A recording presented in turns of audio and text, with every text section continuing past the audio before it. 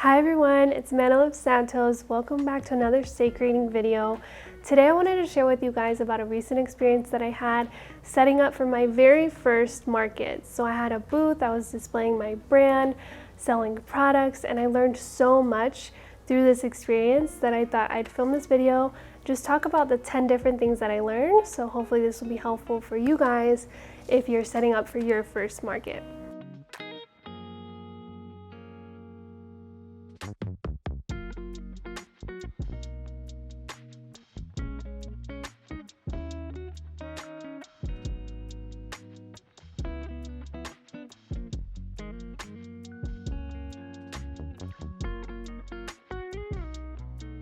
So this was my very first time setting up a booth for a market. I've never really had physical products to be able to do something like this. So now that I have yarn and I have finished crochet and knit pieces, I thought it'd be a fun experience. So one of my friends actually offered to kind of split a booth and split that cost and share a space. So that's actually what kind of got me into doing my first market. And I honestly didn't do that much to prepare for the market. Like I didn't do a lot of research. I didn't watch a lot of videos on YouTube or read articles. I just kind of winged it. So I learned a lot along the way. There's definitely some things that I wasn't prepared for, and there were some things that kind of threw me off. But overall, it was an amazing experience and I learned a lot. So I took notes about things that I would do differently. And that's what we're going to be talking about today in this video. So let's jump right into lesson number 1. So the first lesson that I learned is to mock up your booth beforehand. Luckily, I did this sort of. I did mock it up just generally just to make sure things would fit. I had a table, I had a little clothing rack, and that was kind of about it. The thing that I didn't do was actually mock up like exactly how my products were going to be laid out. And I have a lot of yarn, I have a lot of like crochet and knit pieces. So that was kind of the part that I learned the day of, because when you set up for your booth, a lot of times you only have an hour, maybe 2 hours. And so you're kind of rushing to like hurry up and put things into place before people start getting there, especially if the market actually has like a deadline by when you should be set up. And so that was definitely a lesson that I learned, kind of rushing to get everything. And as I was putting it, I was like, oh, is this the best way to display my product, or could I have done it a little bit better if I had more time and if I tried like either the night before or earlier in the week to kind of mock up exactly where the product would be. So that was my first lesson, to mock up how you're going to display your products and how your booth is going to look before you get to the market. Lesson number 2 is to display all of the prices. So this is like common sense. I don't know what I was thinking beforehand I don't know what I was thinking, but I did not have any prices like visible for people to see. And I think originally I had this idea that I was going to tag everything, but then it just slipped my mind. I didn't have time and I forgot about it.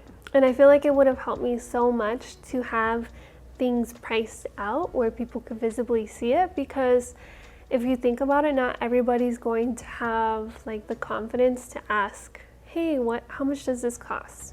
Why? Because that person may be thinking, I don't know, they may be shy, or maybe they might feel like, oh, this must be super expensive, I'm not gonna have enough money, I might feel embarrassed if I don't have enough money, or they could be in a rush and just not ask. So I think it's super, super important to display your prices. Next time I do a market, that is definitely going to be a priority, to have everything either tagged or to have like little signs. I saw people at the market with little signs by different, product categories, so that people will know, oh, all of these hats are $30, or all of these sweaters are $100, or whatever it may be. Lesson number 3 is to make sure that you're prepared to accept a variety of payments. So cash being number 1, Make sure that you have change in case somebody gives you a bigger bill. You can give them their change back. Next, you want to make sure that you're prepared to accept card. So most people nowadays don't carry cash on them, but they will have a plastic card on them. So either a card reader, if you don't have a card reader, at least have, the app where you could punch in the numbers of their card. Preferably, you should have a card reader. I didn't have a card reader at this market. Unfortunately, mine didn't come. Like, I ordered it and it didn't come on time. So I know that would have been super helpful, because I could, it just feels weird when people are putting your number into their phone. I don't know, I think that's strange and it's kind of unprofessional. So definitely we'll have a card reader for next time. The one that kind of threw me off that I wasn't really expecting, and I don't know why I wasn't expecting it, was Venmo. So a lot of people asked if I accepted Venmo, and I have a Venmo, so I did accept Venmo.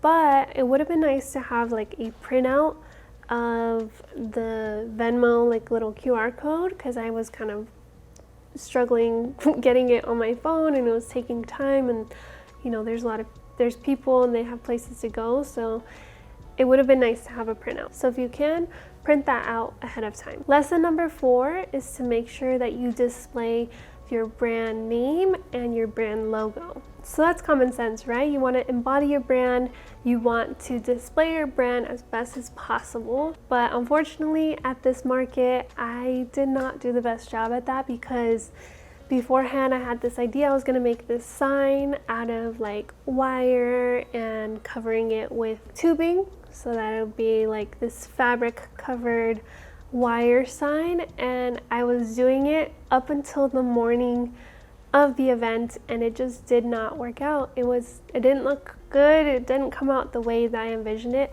I knew how I could make it look better. Now I'm gonna do that for next time, but I just didn't have the time. So my booth was kind of like unbranded. I did have like bags and stuff that were stamped with my brand, but there was no signage, there was no branding. And I think that was definitely a lesson learned, because people are probably not going to remember my brand if they see it again. So that was lesson number 4. Lesson number 5 is to have business cards and to give them out. So business cards are going to be super helpful. At this first market, I did not have time to really prepare enough, and I didn't have business cards. So I was telling people my social media handles. They were looking me up on Instagram, and that was it was a struggle, right? Because you're trying to spell it out for them, and if they're not finding you, it's kind of just a mess. So I would definitely suggest to make sure that you have business cards, have your branding on there, have your social, have your email in case somebody needs to reach out to you, and in case they want to go shop on your website, if you have a website, after when the event ends. Lesson number 6 is to elevate your product as much as you can. So what I mean by elevating your product is by using as much vertical space as possible. So I did have a clothing rack, which helped me kind of elevate some of my product, but a lot of the product was just laying flat on my table, or it was in bins that was kind of hard for people to see that were passing by. So next time for sure, I'm going to work on a display that will kind of elevate things and bring things up to eye level, so that people that are passing by will be able to see better what it is that I have. Lesson number 7 is to make sure that you have some go-to selling points about each product. So if you're like me, you're not used to selling your product in person. A lot of the times, we're behind a screen, we're putting things on a website, on Etsy, on Instagram, and it's easy to kind of formulate like all the features and talk about the selling points. And that's something that, we need to practice doing in person, and have some of these selling points like in your mind about each product. And so I kind of had that, but I think that's something I could have been a lot better about, is that You just have these go-to selling points with each product, and it doesn't have to be like very salesy. It's more of like just features, you know, about the product, how it's made, key facts that you think are appealing, that people will like. And so I think that's going to help a lot, practicing that and having that in mind, so that when people are looking and browsing, maybe they have questions, you can just kind of give them everything that they need to know so they can decide if it's a good purchase for them. Lesson number 8 is to make sure that you have a mirror at your booth, especially if you have products that people will be wearing.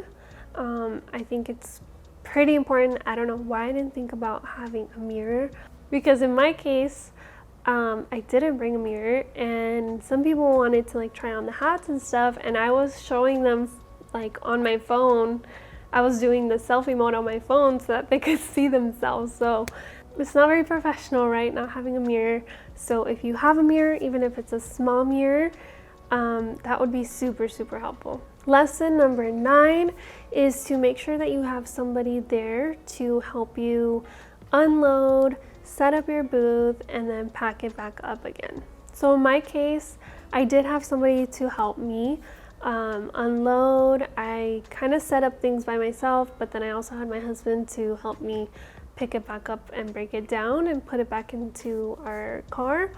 But I feel like I wanted to add this in here anyways, because I think I really underestimated how much help I would need. I didn't feel like I needed any help. My husband was the one that was like, no, you really need help. And so I'm glad that he pushed it, because I really did need help more than I thought. And my booth was a very simple booth. It was a very simple setup. So if this is your first market and you're like, I don't really need help, still ask for help, even if it's just for the beginning of the market and the end of the market, to help you kind of like carry things back to your car and that type of stuff.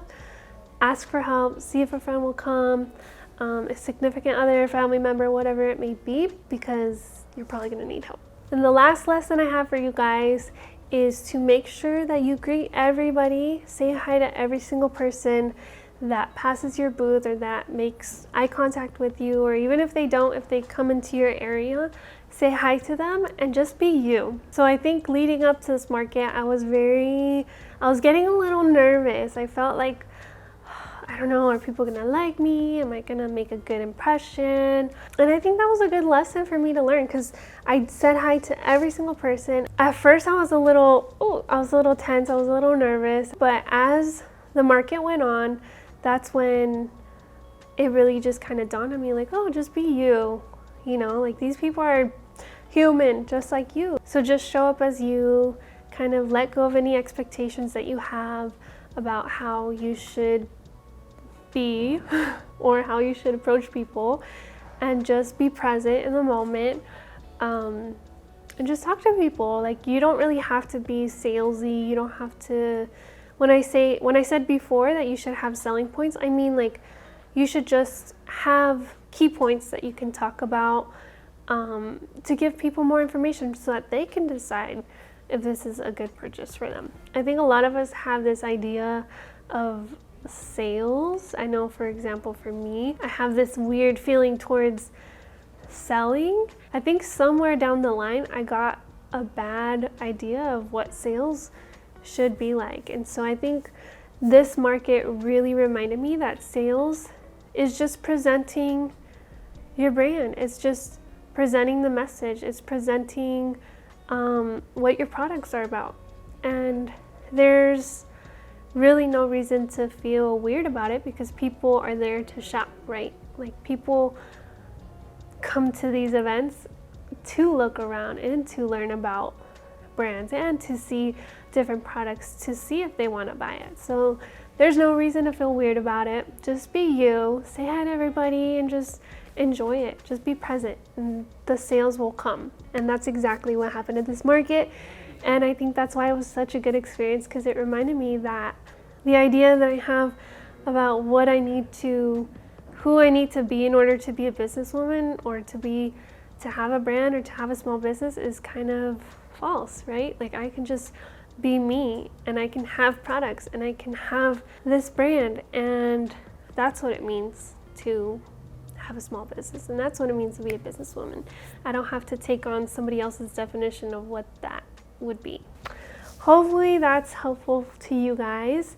The 10 different lessons that I learned my very first market. I already signed up for my next one, so I'm excited to kind of get out there and just continue pushing myself outside of my comfort zone, continue growing, letting go of false ideas that I had about myself and about what it means to do business. And so if you're thinking about setting up for your first market and you're kind of on the fence, I hope this is your sign to kind of go for it. And just even if you make no money, it's going to be such a good learning experience.